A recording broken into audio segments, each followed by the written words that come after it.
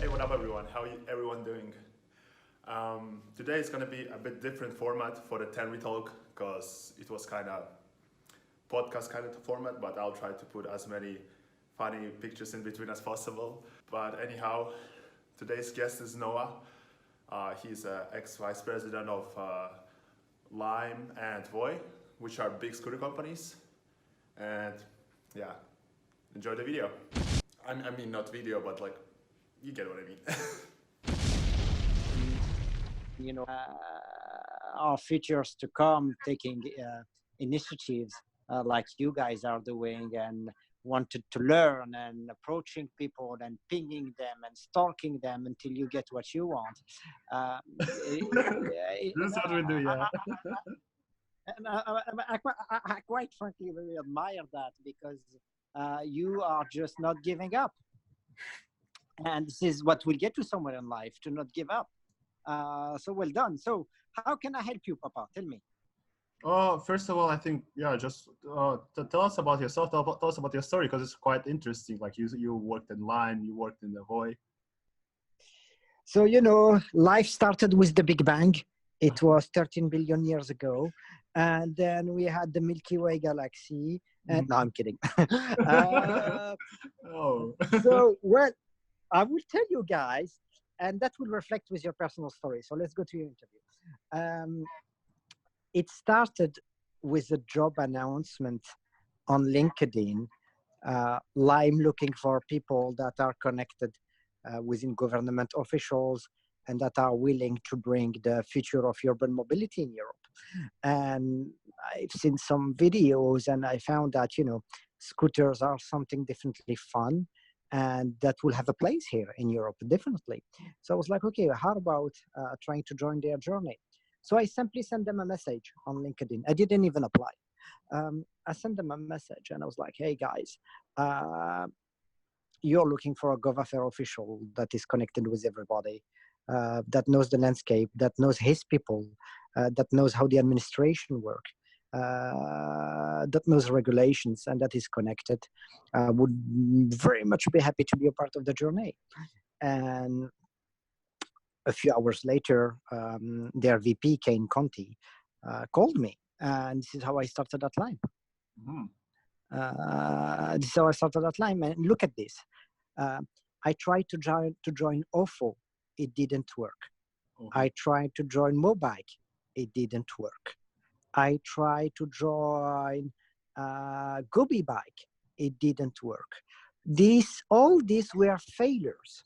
Yeah. But each failure is a step forward to success. Why? Because if I did join Gobi Bike, the model was dead. Is dead today. If I joined Mobike, not so much. And I bumped where? And I succeeded where? At Lime. So 3 doors closed at my nose. I didn't give up. And I tried again with Lime. And look, that set me off on my best journey yet. So morality, I ended up in this industry by, I would say, with perseverance, commitment, and consistency, because I wasn't coming from this industry before. That's why.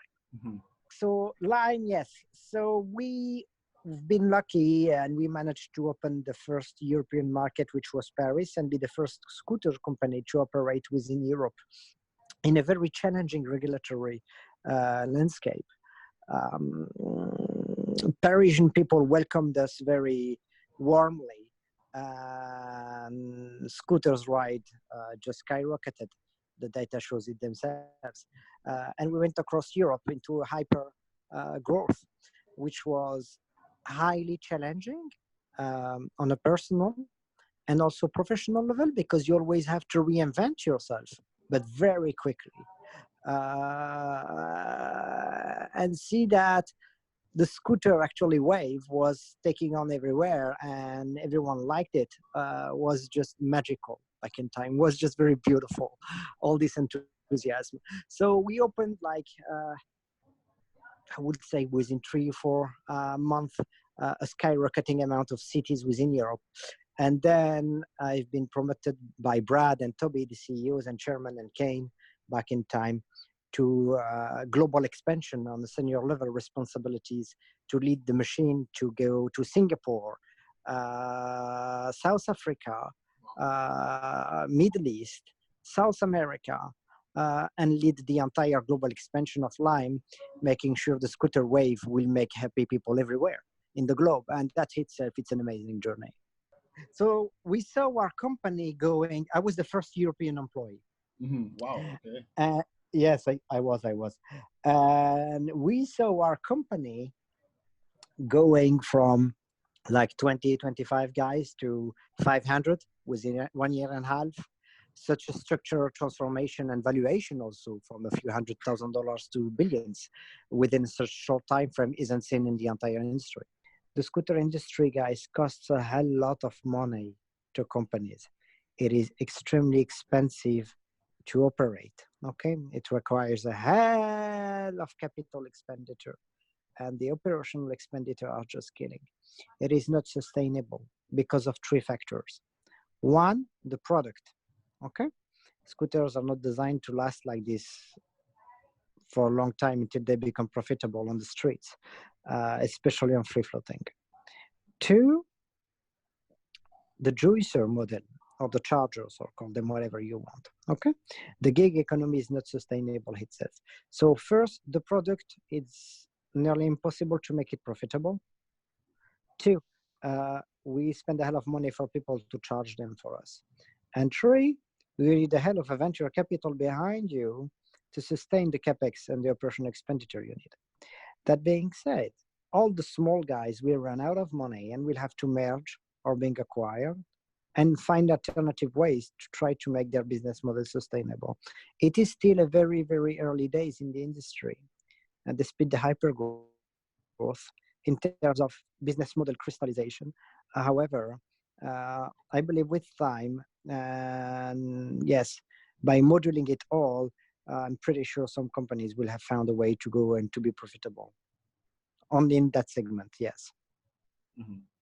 So is that like maybe the reason you started the whole charge thing, or like started working on that?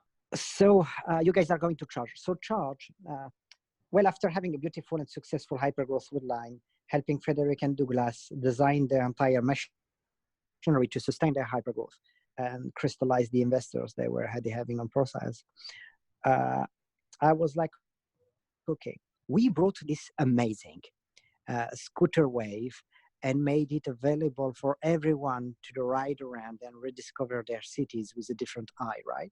How do we make sure that we keep empowering people with this new way of moving around? How do we make sure this crystallizes and stays? And how do we make sure that companies like Lime, Voi, Bird, etc., find their way to profitability?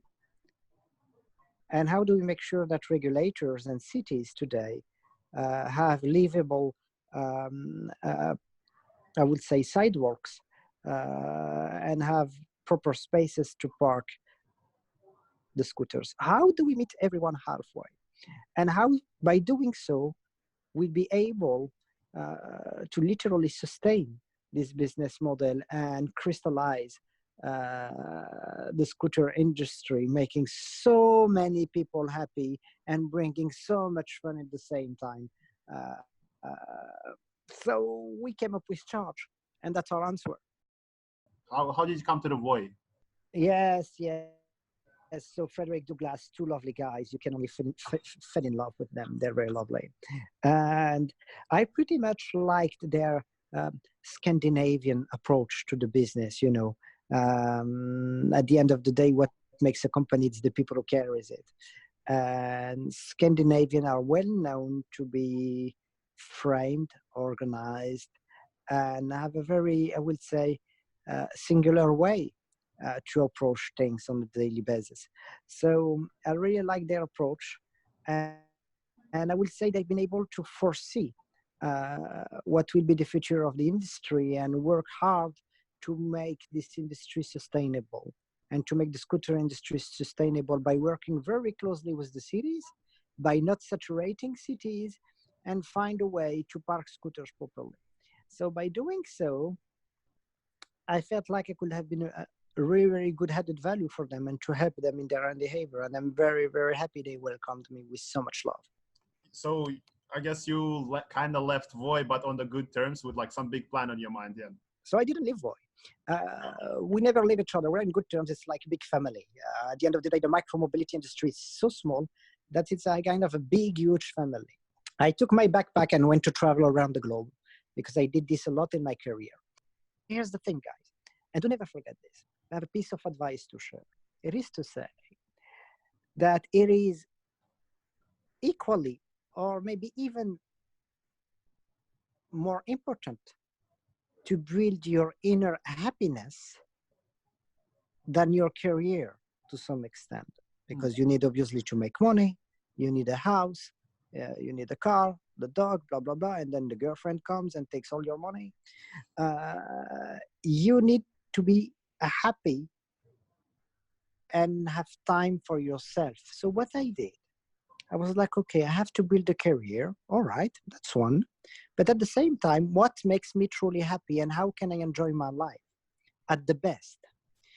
And I found that from 20 years old to 32, 33 years old, you know, you're not married, you don't have children, you don't have a mortgage, you don't have a car if you don't want to. So therefore, you're not, you know, attached, you're free. Yeah. And I enjoyed this freedom by working 2-3 years to grow my career, get new skills. And after I worked 2 or 3 years in a company, I went to travel for 1 year with my backpack around the globe, all across Africa, all across Asia, all across South America. And I did the same, came back, worked again 3 years, grew my responsibilities, grew my career. And then after 3 years, I was like, okay, now it's time to grow myself a little bit more.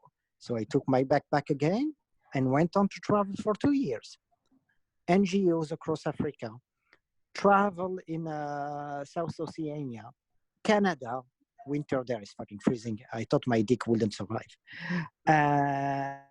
Those experiences to travel the world, guys, taught me so many things that a company or a corporation couldn't. So what I will recommend you, between 20 to your, early 30s, do what makes you happy. At the same time, grow your career.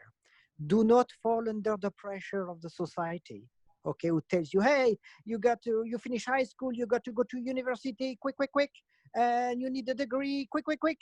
And then, well, you need to land your first job, otherwise it shows you're not consistent, quick. And then work 8 to 5 or 8 to 6 p.m. and just enjoy 3 hours. And then have your evening, and then you sleep, and then you wake up at 6, 7, and you go back to work, and here we go.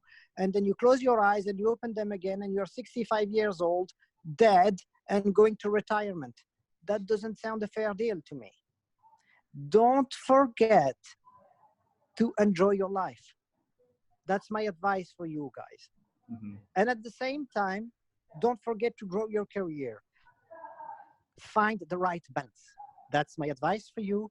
And that's what I did when I left operations at Voi. I took my backpack and was like, okay, where do I go to make me happy? I went to Sri Lanka, Uzbekistan, Maldives, United States, South France, to have some times with friends. And then I was like, okay, I spoke with Kane and I spoke with Andrew Waldman and Dan at Charge. And we're like, okay, we love micromobility and let's find a way to make cities even more livable and crystallize the scooter industry. And Charge was born. So I joined the ride. And I want to know what motivates you. Pussies. I love pussies. That motivates me a lot. I never leave a woman unsatisfied. Rule number 1 of the house. Oh, man.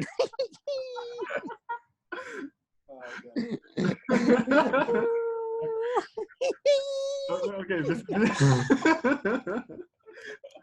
What else motivates you after pussy? Boobs. Okay. Now, I would say, our motivation is the reflection, I would say, of our childhood, teenagehood, and early adulthood. Um, this is where you planted the seed that will grow into the man you're going to become. Uh, I will tell you my motivations in 3 pillars. It's charity. That's one. I redistribute a lot of my money. That's very important. 2, people. I love people. I love you guys. I mean, if I was gay, I would have sex with you. Oh, thank you. I really love people. This is what makes me happy, guys. People. I would say charity, people. And the last pillar, it's a real sense of bringing and making a difference. I don't just aspire to make a living. If I wanted to make just a living, I will go into a hedge fund company, sit at my desk, trade stock every day front of a computer like a fucking monkey weirdo, and masturbate myself in the evening and make hundreds of thousands of dollars per year. But that doesn't make a difference. Actually, you just push the crash of economic crisis. What makes a difference, it's when a woman finishes a job at 6 p.m. and can go to her house in 20 minutes with a scooters and be with her children and gain 2 or 3 hours with them instead of just being on traffic jam during 2 or 3 hours. Okay? Then I know I've made a real change in people's life, if you know what I mean. Climate change. It's something that speaks to me. Although I love the fact that the earth is becoming warmer because it means the weather is warmer and women go on skirt pretty quickly. But I try to think for the greater good, and it's not a good thing. Yeah. So yeah, those are my 3 pillars, guys. People, charity, and make a difference, not a living. And that's my quote for you. What inspired you for that? Was it some person that inspires you? Where do we find our aspiration? I think it's like you too. You find your aspiration, it's what speaks to you. I found my aspiration with my grandmother. My grandmother was a woman who cannot read, who couldn't speak French. This is where I grew in France, and she was Arabic. So she couldn't speak and she couldn't read. Yet, she was a daily source of inspiration for me. I never knew what time it was at my house because the clocks were always ahead. And I asked her why, she was like, because I would rather have you being an hour early at an appointment than 1 minute late.